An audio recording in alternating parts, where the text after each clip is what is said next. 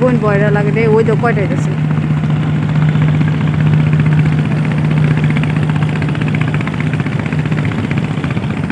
আসসালামু আলাইকুম বন্ধুরা, কেমন আছো সবাই? আলহামদুলিল্লাহ আমিও ভালো আছি। কি কেমন লাগলো ভিডিওটা?